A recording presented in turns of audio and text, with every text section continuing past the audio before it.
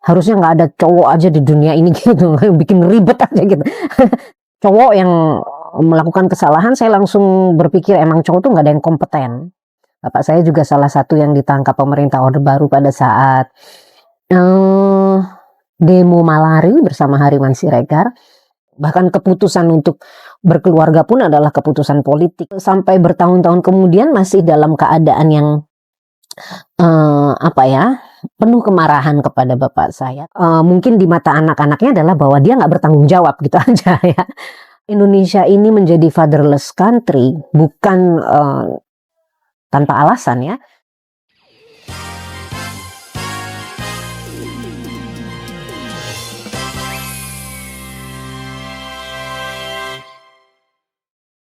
Halo, saya Vika.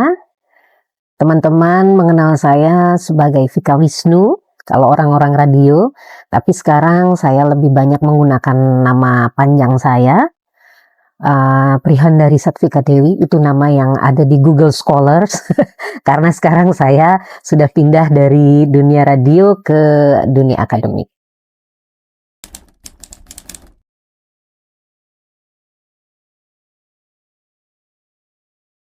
Saya mungkin ingin cerita sedikit tentang Bapak.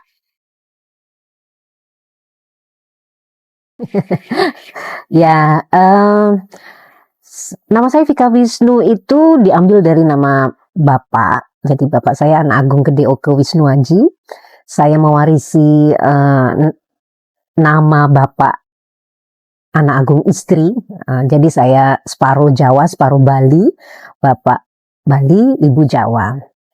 Tapi saya nggak bisa bahasa Bali sama sekali karena lahir, besar, tumbuh itu full di Jawa.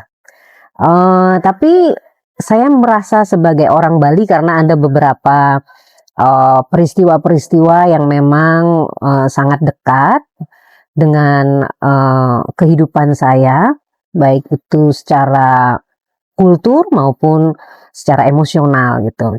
Nah, saya mengambil nama Bapak Wisnu itu sebagai nama saya untuk siaran waktu itu karena harus punya nama populer gitu ya, dan saya pikir nama Vika Wisnu cukup mudah diucapkan. Bapak saya adalah seorang yang nyentrik gitu kalau boleh saya bilang nyentrik karena beliau adalah seorang lulusan APDN, dulu namanya APDN, sekarang STPDN, lulusannya adalah dipersiapkan untuk menjadi pejabat-pejabat pemerintah, menjadi pamong praja gitu.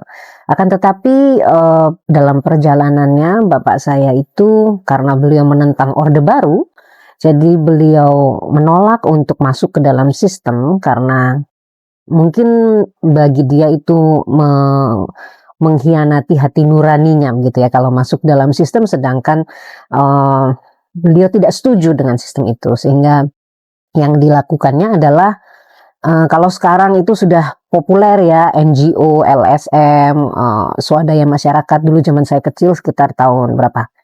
Tahun 70-an sampai dengan tahun 80-an itu bapak saya fokus untuk memberdayakan masyarakat yang otomatis itu tidak terlalu menguntungkan secara finansial, bahkan mungkin banyak tekornya gitu. Bapak saya juga salah satu yang ditangkap pemerintah Orde Baru pada saat demo Malari bersama Hariman Siregar. Dan itu pada saat itu mungkin saya baru lahir ya, tahun 74. Yang ingin saya ceritakan sebenarnya adalah tentang bagaimana relasi saya dan Bapak itu kemudian mempengaruhi cara saya berpikir sampai hari ini. Karena keterlibatan Bapak dalam hidup saya itu relatif sedikit, beliau sering berkeliling, saya nggak tahu entah kemana gitu ya. Karena sebagai anak kecil kita nggak ngerti ini urusan Bapak itu apa, kemana dan seterusnya gitu.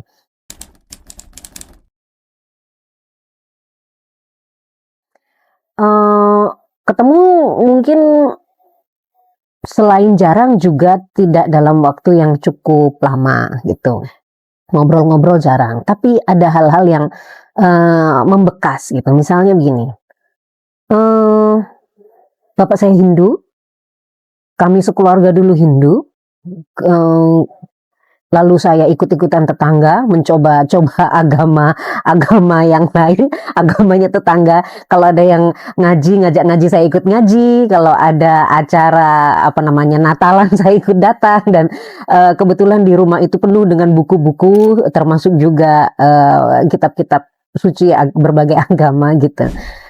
Saya merasa Bapak membebaskan kami semua untuk memilih kepercayaannya, tapi kita jadi agak kebingungan juga gitu. Kira-kira harus memilih yang mana. Jadi kita seenak-enaknya aja. Satu kali saya kehilangan catatan PR sehingga saya harus ke rumah teman saya untuk nanya. Saya minta tolong untuk diantar oleh Bapak. Bapak mengantarkan saya jalan kaki, ya, waktu itu saya tinggal di Malang. Lalu sampai ke rumah teman saya, Bapak ngobrol-ngobrol sama bapaknya teman saya. Lalu kita ditawarin makan dan kita makan. Lalu kami berdoa sebelum makan. Which is itu adalah sesuatu yang jarang kami lakukan karena kami makan itu tidak makan bersama itu jarang sekali. Lalu Bapak dengan canggung mempersilahkan saya jika aja yang mimpin gitu. Lalu saya memimpin dan berdoa dengan fasih apa namanya Allahumma barik lana fima razaqtana wa qina adzabannar, dan Bapak tersenyum lalu ikut bilang amin gitu. Itu adalah titik di mana saya berpikir, kenapa Bapak nggak mengajarkan agama kepada anak-anaknya? Pas kami ada acara 17-an, kita jadi domba-domba gitu ya, karena acara Natalan di RT, jadi domba-domba, Papa juga nggak protes gitu. Itu menjadi apa namanya, suatu yang saya pikirkan sampai lama, sampai akhirnya saya benar-benar di satu titik yang bingung gitu, terutama ketika mau EPTA ya, mau ujian akhir sekolah. Ini saya ikutnya agama apa ya, karena sehari-hari pelajaran sekolahnya saya ikut agama Islam karena sekolah juga tidak menyediakan guru agama Hindu. Lalu saya akhirnya mengikuti agama Islam dan apa namanya, nilainya cukup bagus, bahkan saya bercita-cita menjadi guru agama Islam. Sampai akhirnya bapak saya meninggal pada tahun 87. Waktu itu saya 85 waktu itu saya belum lulus SD, dan saya melihat kenapa Bapak meninggal sebelum anak-anak ngerti kita harus ngapain gitu. Jadi pada saat itu yang saya rasakan mungkin sedih, mungkin marah. Yang jelas saya tidak bisa menangis ya. Jadi pas Bapak diberangkatkan ke Bali untuk dimakamkan sementara, saya merasa saya nggak punya keterikatan yang cukup dalam dengan Bapak. Toh saya juga jarang ketemu, tapi pada saat yang sama memori-memori masa kecil yang sekilas-sekilas itu muncul lagi.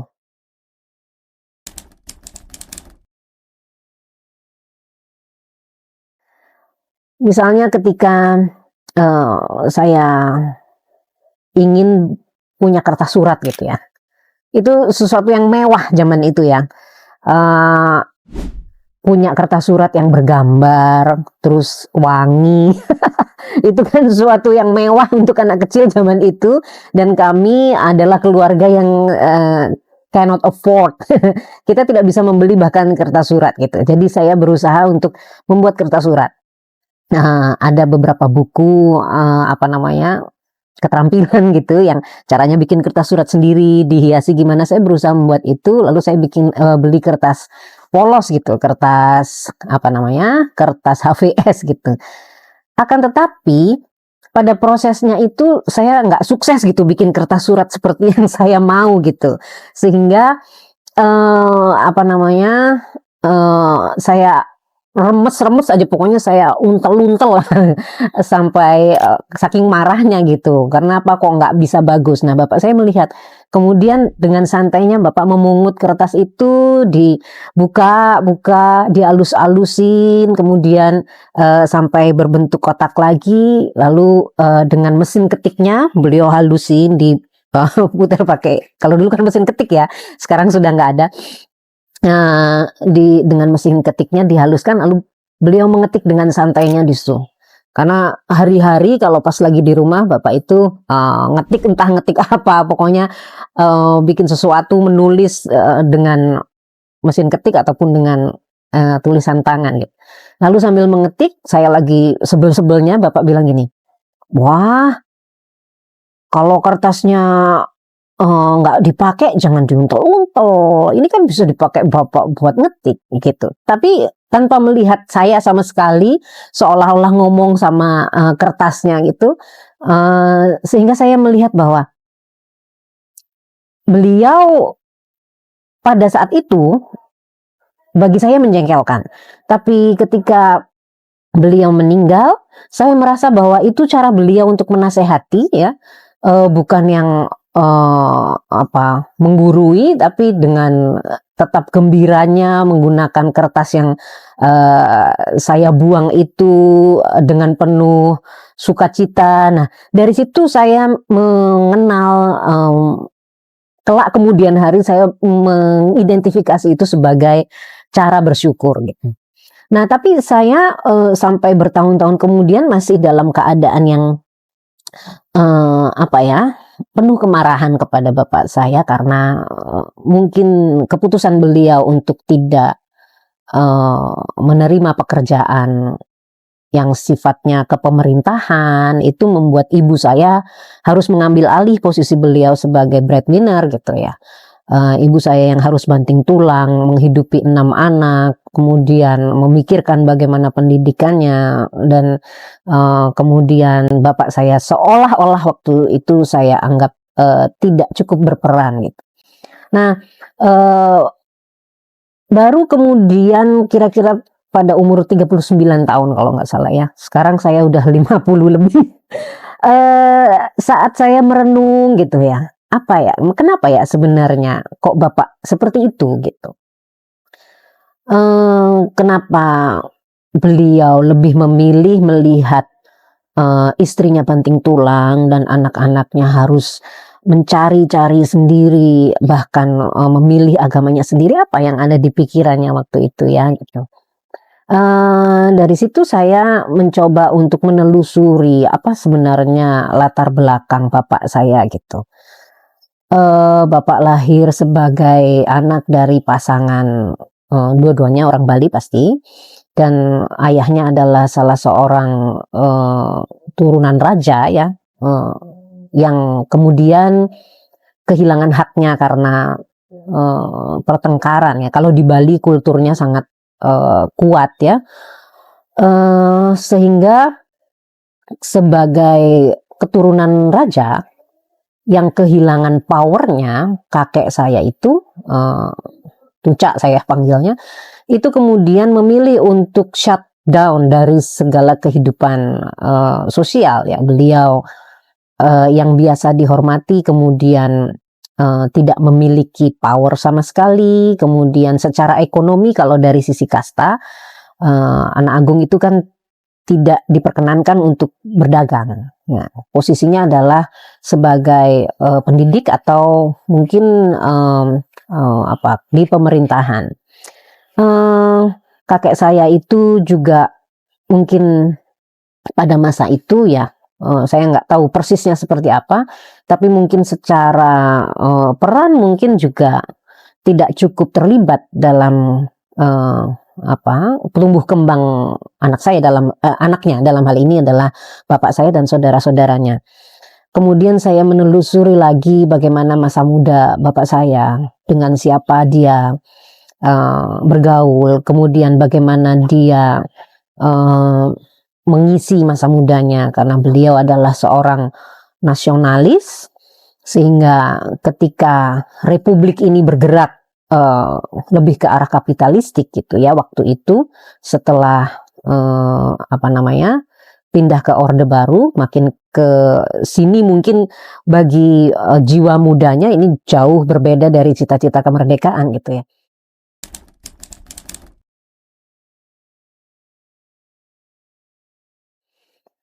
Dengan idealisme yang tinggi itu kemudian memilih untuk bahkan keputusan untuk berkeluarga pun adalah keputusan politik. Saya menemukan surat beliau bahwa beliau ingin memiliki anak banyak karena tidak ingin Indonesia ini jatuh ke tangan orang yang bukan Indonesia gitu. Dan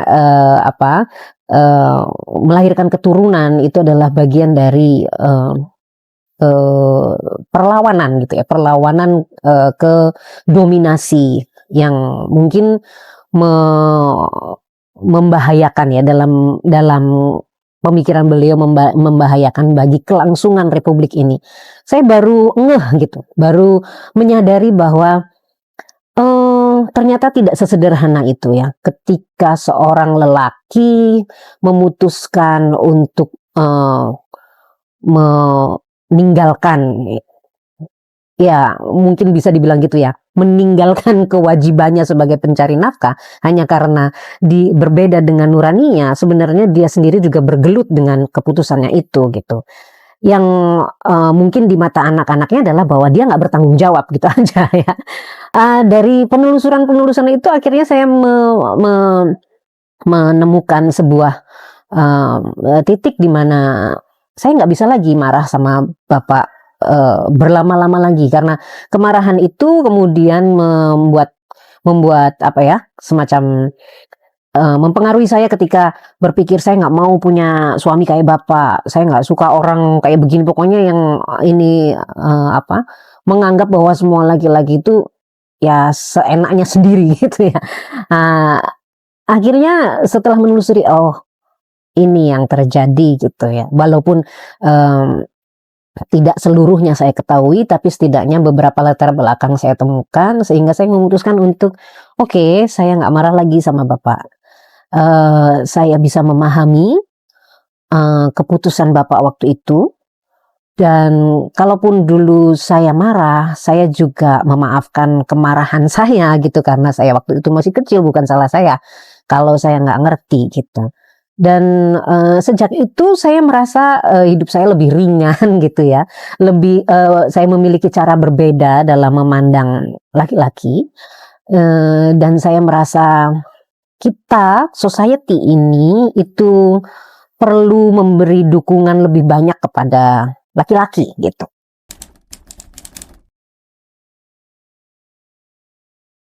Kalau sekarang ini orang ngomong kesetaraan perempuan ya itu memang sebuah isu yang sangat penting ya. Akan tetapi bagi saya yang kemudian tidak kalah pentingnya adalah kemandirian laki-laki. Kemandirian ini bukan soal laki-laki harus bisa menangani semuanya sendiri, kemudian nggak boleh cerita kepada orang lain atau memendam, enggak. Saya melihat bahwa ketika laki-laki tidak punya cukup support system, ya, dia kemudian mengambil langkah untuk memutus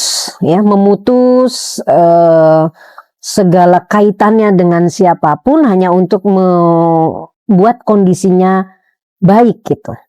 Nah, ini yang mungkin perlu kita renungkan gitu. Berapa banyak laki-laki yang kemudian memutuskan melarikan diri ya, bukan untuk menyelesaikan masalah, tapi for the sake of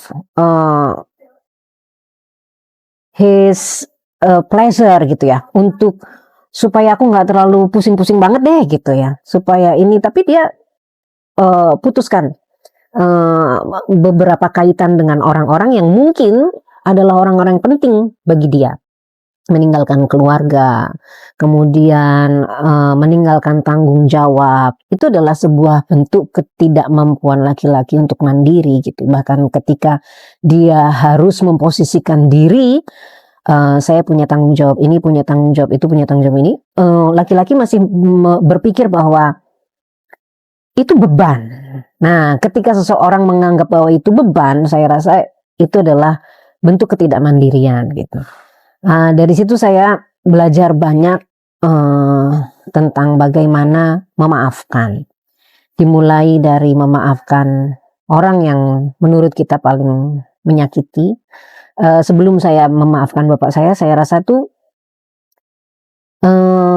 nggak ada yang benar aja gitu bagi saya itu.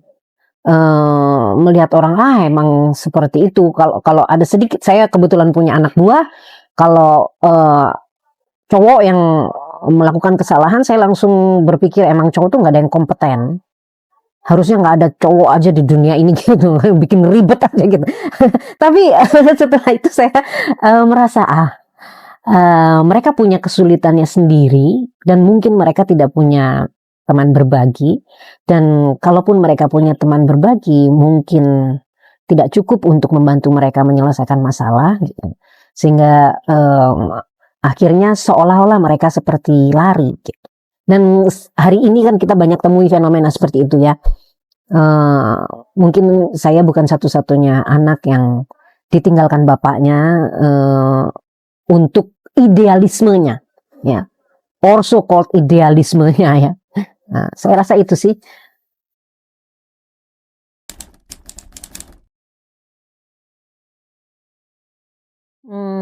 Bapak itu nggak pernah marah. Satu-satunya laki-laki yang menurut saya, seingat saya, tidak pernah marah. Suaranya kenceng tapi nggak pernah marah.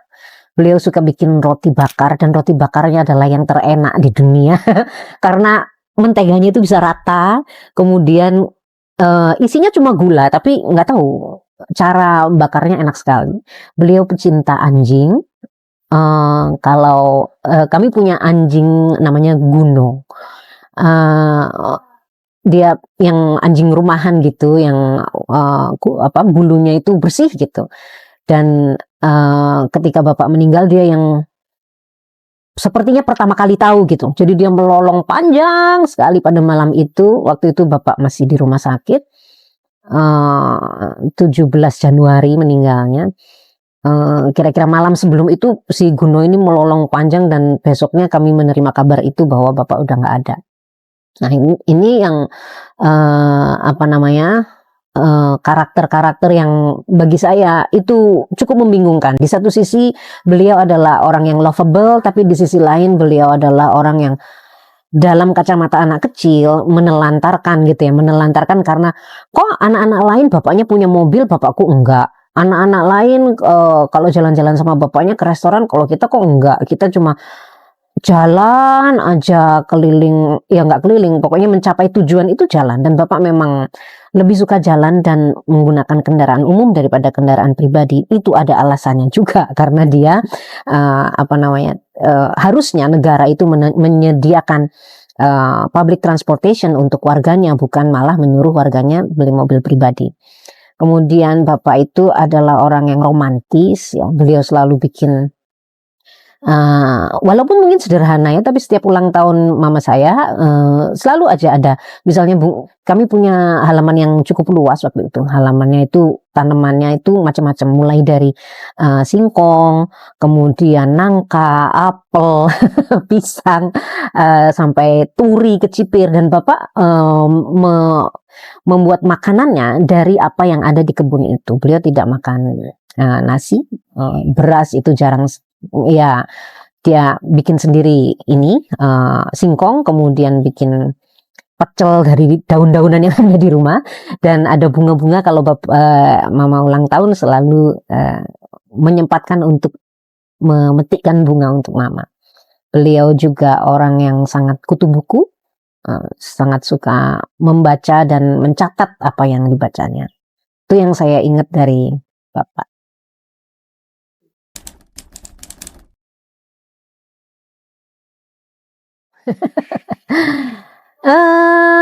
Kalau dari sisi Sifat mungkin 100% ya, saya saya nggak tahu ya, mungkin perlu dibuktikan dengan tes DNA, tapi keras kepalanya iya, kemudian, kadang-kadang overthinking-nya iya, beliau memikirkan sesuatu yang, mungkin belum dipikirkan oleh orang lain. Ketika beliau meninggal, saya juga tidak mengira karangan bunga itu ada dari depan rumah sampai ujung gang itu, jadi panjang sekali.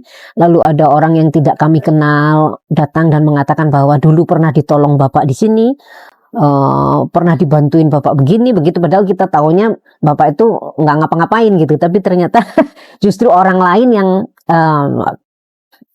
testimoni gitu bahwa banyak dibantu oleh bapak.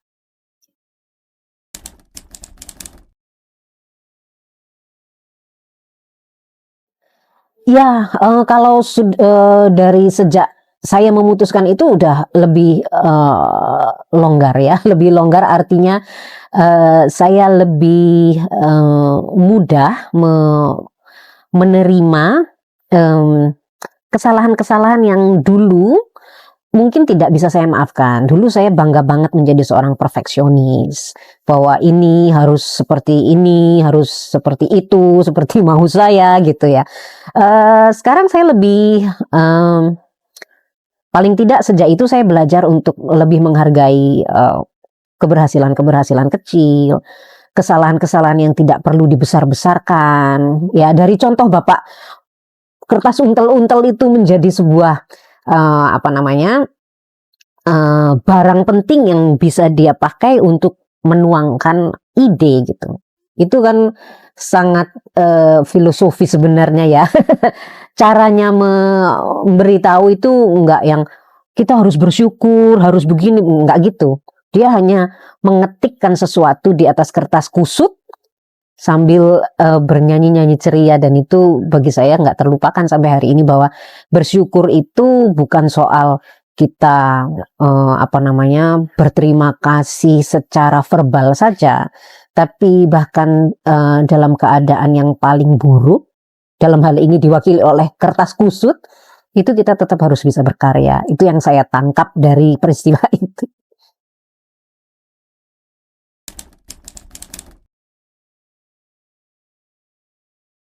Ya, dan bagi saya, terakhir-terakhir ini, saya lihat itu adalah sebenarnya itu adalah karakter orang Indonesia ya.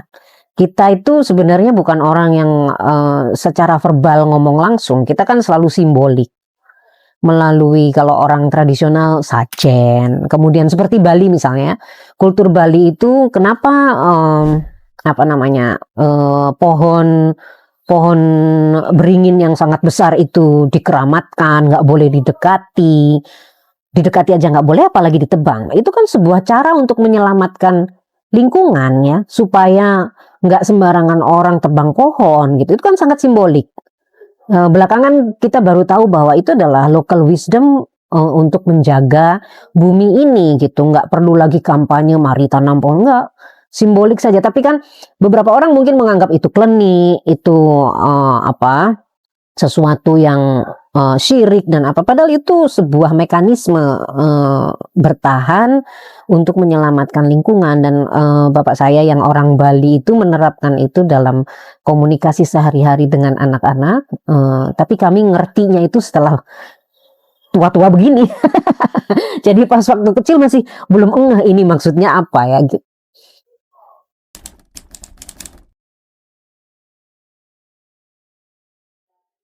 Saya tidak mengatakan bahwa kita harus memaafkan. Setiap orang pasti punya prosesnya sendiri ya. Tapi bahwa kemarahan kita terhadap ayah itu dampaknya jangka panjang. Jangka panjang itu bukan hanya terhadap kita, tapi terhadap anak-anak kita gitu. Karena cara kita memandang lawan jenis kemudian kan sangat berdampak pada cara kita memandang pasangan, kemudian, mungkin atasan, mungkin anak buah atau teman-teman yang, itu bisa secara langsung atau tidak langsung mempengaruhi, performa kerja kita, cara kita memandang organisasi kita, cara kita memandang keluarga kita gitu. Jadi masing-masing orang akan punya prosesnya, tapi bahwa kemarahan itu berdampak jangka panjang, iya. Saya rasa Indonesia ini menjadi fatherless country bukan tanpa alasan ya. Mungkin banyak orang yang memiliki ganjalan yang tidak terselesaikan dengan ayahnya. Dan itu kita kalau mau ya harus memutus dari diri kita gitu. Nggak bisa kita mengkampanyekan kamu harus ini, harus itu, enggak. Kita kan punya proses itu, tapi bahwa laki-laki kita memiliki banyak sekali tanggung jawab, termasuk salah satunya sebagai ayah. Dan ketika dia memasuki dunia pernikahan, dia tidak dipersiapkan untuk itu. Tahu-tahu punggungnya penuh aja gitu ya. Nah, kalau kita belum memaafkan ayah kita, kebetulan kenapa saya waktu itu sampai ke titik itu, karena saya punya 2 anak laki-laki. Dan yang saya pikirkan tentang anak laki-laki saya adalah menyiapkan mereka menjadi suami seseorang. Itu yang membuat saya berpikir banyak tentang harusnya gimana ya jadi laki-laki itu. Jadi suami itu gimana ya? Kalau kita kebetulan punya pasangan yang apa namanya sevisi, mungkin itu tidak sulit untuk dicapai. Tapi kalau ditakdirkan kita mungkin single parents atau mungkin memiliki perbedaan visi dengan pasangan kita, sementara kita punya tanggung jawab untuk menyiapkan anak laki-laki kita untuk kedepannya menjadi suami bagi orang lain, itu kita yang harus memutuskan untuk memutus trauma itu, dimulai dari memaafkan orang yang paling kita marah.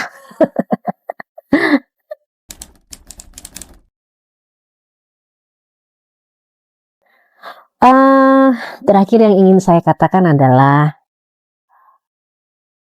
Bapak adalah orang yang membuat tiang negara itu berdiri.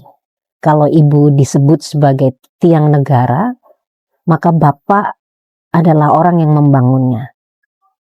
Jadi kita harus mendukungnya dan menjaganya, serta membantunya untuk mempersiapkan calon-calon Bapak ke depan.